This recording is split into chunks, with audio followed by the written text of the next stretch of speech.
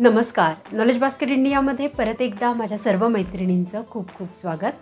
आज आपण बघणार आहोत पाळीनंतर कुठल्या दिवशी आपण गर्भ राहण्यासाठी प्रेग्नन्सी राहण्यासाठी प्रयत्न केले तर आपल्याला लगेच पटकन अगदी त्याच महिन्यात प्रेग्नन्सी राहू शकते. तत्पूर्वी चॅनलवर नवीन असाल आणि चॅनलला सबस्क्राईब केलं नसेल तर चॅनलला सबस्क्राईब करा आणि चॅनलवर येणाऱ्या व्हिडिओच्या नोटिफिकेशनसाठी सोबतचं बेल आयकॉन दाबायला देखील विसरू नका. चला तर मग सुरू करूया आजचा व्हिडिओ. हल्लीच्या काळात बऱ्याचदा लेट लग्न होतात किंवा आपलं लग्न होतं आणि आपल्याला लवकर प्रेग्नन्सी किंवा लवकर गुड न्यूज हवी असते किंवा बऱ्याचदा आपण प्रेग्नन्सी प्लॅनिंग करायला उशीर करतो आणि उशीर झाल्यानंतर कालांतराने आपल्याला चटकन प्रेग्नन्सी राहावी असं वाटायला लागतं. मग अशा वेळी प्रेग्नन्सी राहण्यासाठी सगळ्यात योग्य दिवस कुठला आहे हे जाणून घेण्यासाठी प्रत्येकीला आपलं ओव्ह्युलेशन कधी आहे हे माहीत असणं अत्यंत आवश्यक आहे.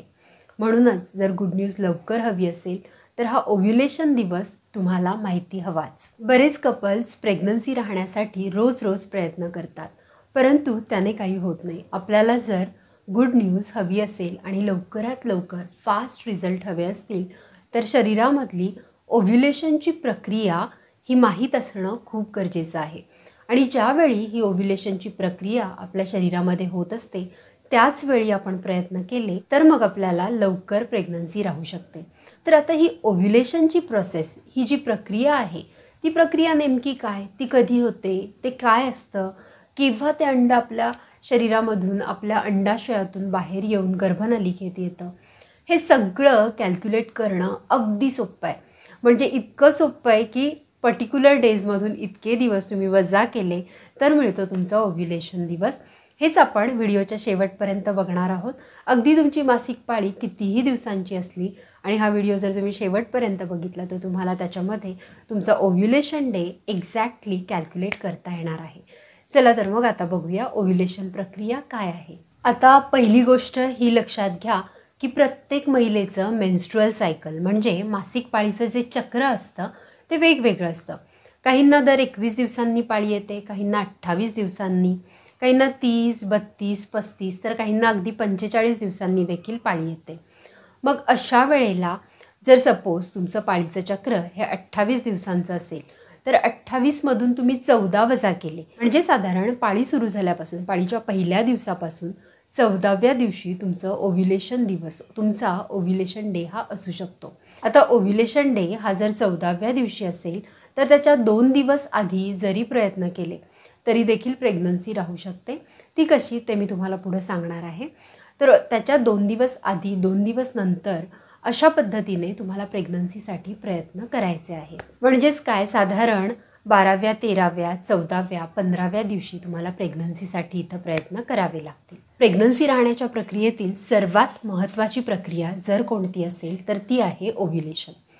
एखाद्या स्त्रीमध्ये जर ओव्ह्युलेशन झालंच नाही तर त्या स्त्रीला बाळ राहण्याचा प्रश्नच येत नाही. म्हणून ओव्ह्युलेशन होणं हे अत्यंत गरजेचं आहे. तर आता हे ओव्ह्युलेशन म्हणजे काय, मासिक पाळी आपली जेव्हापासून सुरू होते तेव्हापासून ते ओव्ह्युलेशनपर्यंत आपल्या ओव्हरीमध्ये बरेच फॉलिकल्स हे वाढत असतात, त्यांची वाढ होत असते, ते मॅच्युअर होत असतात. त्यातला एक फॉलिकल ज्याला की डॉमिनंट फॉलिकल असं म्हणतात तो ओव्ह्युलेशनच्या दिवशी गर्भनलिकेमध्ये फलित होण्यासाठी येतो. तर याच प्रोसेसला ओव्ह्युलेशन असे म्हणतात. ज्या वेळेला हे स्त्रीबीज किंवा ज्याला आपण डॉमिनंट फॉलिकल म्हणतो किंवा हे जे ओवम आहे हे फलित होण्यासाठी ज्या वेळेला गर्भनलिकेमध्ये येतं तर या प्रोसेसला, ही प्रक्रिया ज्या दिवशी होते या वेळेला, त्या दिवसाला ओव्ह्युलेशन डे असं म्हटलं जातं. म्हणजे जर तुमचं मासिक पाळीचं चक्र हे 28 दिवसांचं असेल तर त्यातून 14 वजा केले तर जो नंबर उरतो म्हणजे 14व्या दिवशी, पाळी सुरू झाल्यापासून ते 14व्या दिवशी तुमचं ओव्ह्युलेशन आहे असं तुम्ही गृहीत धरू शकता. अगदी 30 दिवसांचं मासिक पाळीचं चक्र तुमचं असलं तरी देखील तुम्हाला त्यातून 14च वजा करावे लागतात. तर हा 14 नंबरच का, 14च नंबर आपण यातून का वजा करायचा, तर त्याचंही कारण आहे, ते आपण बघूया. आपला ल्युटल फेज हा ओव्ह्युलेशन नंतर 2 आठवड्यांचा असतो. म्हणजे पाळी ही आपल्याला ओव्ह्युलेशन नंतर 14 दिवसांनी येत असते. म्हणूनच अगदी 30 दिवसांचं जरी आपलं मासिक चक्र असलं तरी आपल्याला या 30 दिवसांमधून 14 दिवस वजा केले तर साधारण 16व्या दिवशी आपलं ओव्ह्युलेशन या ठिकाणी असतं. म्हणूनच ओव्ह्युलेशन हे अगदी साध्या पद्धतीने तुम्हाला जर कॅल्क्युलेट करायचं असेल तर तुमच्या मासिक चक्राच्या कालावधीमधून साधारण 14 दिवस तुम्ही वजा केले तर तुम्हाला ओव्ह्युलेशन डे इथं तुमचा कॅल्क्युलेट करता येऊ शकतो. आता हे सगळं झालं ओव्ह्युलेशन या प्रक्रियेबद्दल. आता आपण मेन आपल्या व्हिडिओच्या विषयाकडे येऊया, जो की आहे की कुठल्या दिवशी आपण संबंध ठेवले, कुठल्या दिवशी आपण प्रेग्नन्सीसाठी प्रयत्न केले तर आपल्याला पटकन अगदी त्याच महिन्यात कन्सीव्ह होऊ शकतं, प्रेग्नन्सी राहू शकते. आता इथं तुम्हाला ओव्ह्युलेशन डे कॅल्क्युलेट कसा करायचा हे कळलं. ओव्ह्युलेशन डे कॅल्क्युलेट केल्यानंतर जेव्हा तुम्हाला कळतं की हा तुमचा ओव्ह्युलेशन डे आहे, त्याच्या 2-3 दिवस आधी आणि 2-3 दिवस नंतरचा जो कालावधी आहे ही तुमची फर्टाईल विंडो आहे. आणि या फर्टाईल विंडोमध्ये 1 दिवसाआड म्हणजे ऑल्टरनेट डे जर तुम्ही प्रेग्नन्सीसाठी प्रयत्न केले तर बाळ अगदी त्याच महिन्यात कन्सीव्ह होण्यासाठी तुम्हाला खूप मदत होईल. तर आता सपोज तुमचं 28 दिवसांचं मासिक चक्र आहे आणि 14व्या दिवशी तुमचा ओव्ह्युलेशन डे आहे, तर या केसमध्ये 10व्या दिवशीपासून 16व्या दिवसापर्यंत म्हणजे हा 5-6 दिवसांचा जो कालावधी आहे हा तुमचा फर्टाईल विंडोचा कालावधी आहे. आणि या कालावधीमध्ये आलटून पालटून अल्टरनेट डे दिवसाआड जर तुम्ही प्रयत्न केले तर इथं तुम्हाला बाळ राहण्याचे चान्सेस खूप जास्त होतात. इथे तुम्हाला नक्की बाळ राहू शकतं. आता अजून एक प्रश्न मनामध्ये असतो, तो म्हणजे स्त्रीबीज साधारण किती कालावधीसाठी उपलब्ध असतं, फलित होण्यासाठी उपलब्ध असतं. तर आपलं स्त्रीबीज, ज्याला अंड असं म्हणतात, हे गर्भनलिकेमध्ये साधारण 12 ते 24 तास फलित होण्यासाठी सक्षम असतं. म्हणजे त्याचं फर्टिलिटी पोटेन्शियल जे आहे ते साधारण 12 ते 24 तास मॅक्सिमम असतं.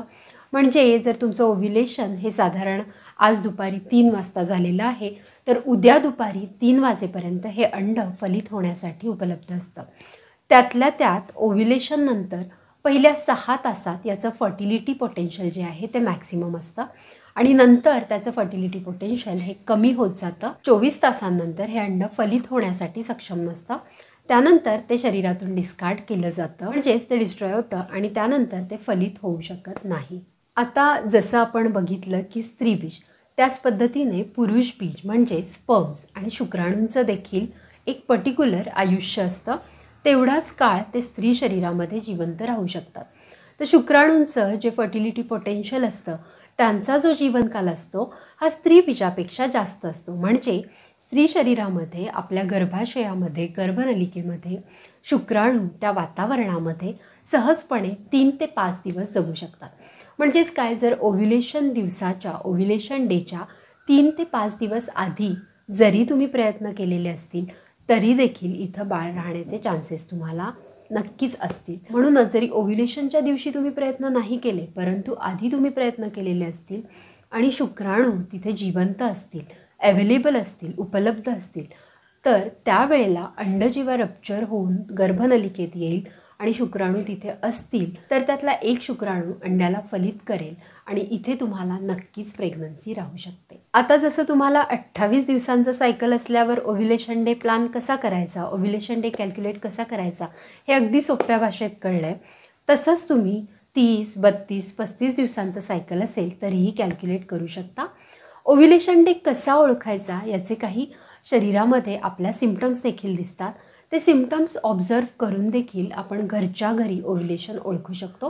त्यासाठी खूप छानसे व्हिडिओ चॅनलवर आहेत, ते देखील तुम्ही नक्की बघा. आणि मी सांगितलेल्या अशा सोप्या पद्धतीने जर तुम्ही प्लॅनिंग केलं तर नक्कीच तुम्हाला लवकरात लवकर प्रेग्नन्सी राहू शकते. आशा करते हा व्हिडिओ तुम्हाला आवडला असेल. व्हिडिओ आवडला असेल तर जास्तीत जास्त मित्रमैत्रिणींबरोबर हा व्हिडिओ शेअर करा आणि अशा छान छान माहितीपूर्ण व्हिडिओसाठी नॉलेज बास्केट इंडियाला सबस्क्राईब करा. थँक्यू.